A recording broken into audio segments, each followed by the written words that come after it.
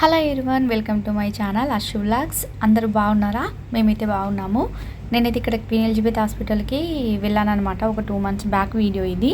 యాక్చువల్గా అయితే పోస్ట్ చేయొద్దు అనుకున్నాను, కానీ ఇక్కడికి వచ్చిన కొత్తలో నాకు కూడా తెలియదు విటమిన్ డి టాబ్లెట్ డైలీ వేసుకోవాలని చెప్పేసి. సో నాలాగా ఎవరికైనా తెలియని వాళ్ళు ఉంటే వాళ్ళకి హెల్ప్ అవుతుంది కదా ఈ వీడియో అని అనిపించింది. ఛానల్లో విటమిన్ డి చెక్ చేసుకోవాలంటే ముందుగా లోకల్లో ఉన్న జీపీని కాంటాక్ట్ అవ్వాలి. అప్పుడు వాళ్ళు మనకి దగ్గరలో ఉన్న హాస్పిటల్లో అపాయింట్మెంట్ ఇస్తారు. హాస్పిటల్కి వెళ్ళి బ్లడ్ టెస్ట్ చేయించుకున్నాక ఆ రిజల్ట్ మళ్ళీ జీపీకి సెండ్ చేస్తారనమాట. నేనైతే ఇక్కడికి వచ్చినప్పటి నుండి first time vitamin D check చేసుకోవడం.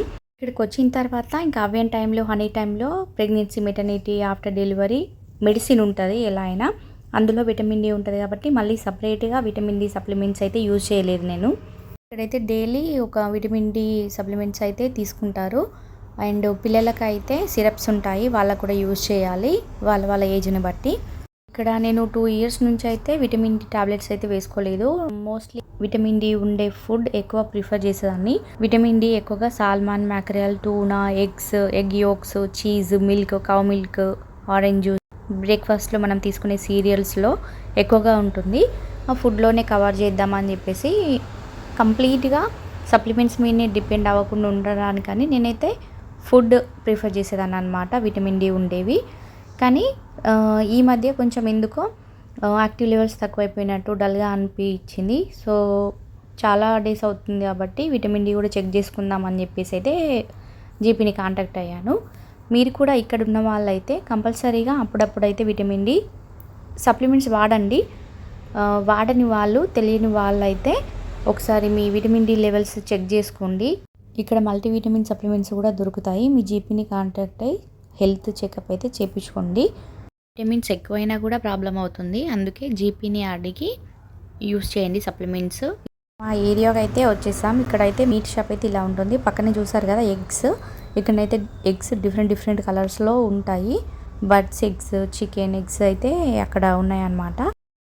ఎక్కువ మంది ఫ్రోజన్వి అంత మంచిది కాదు, అందులో ఉండే పోషకాలు పోతాయి అని అనుకుంటారు.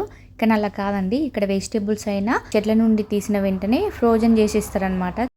మీట్ కూడా ఫ్రోజన్ దొరుకుతుంది, కానీ మేమైతే ఎక్కువగా షాప్కి వచ్చి ఫ్రెష్ మీట్ తీసుకెళ్తూ ఉంటాము. కొంచెం ఫ్రోజన్ చేసిన దానికి ఫ్రెష్ మీట్కి కొంచెం టేస్ట్ అయితే డిఫరెంట్గానే ఉంటుంది.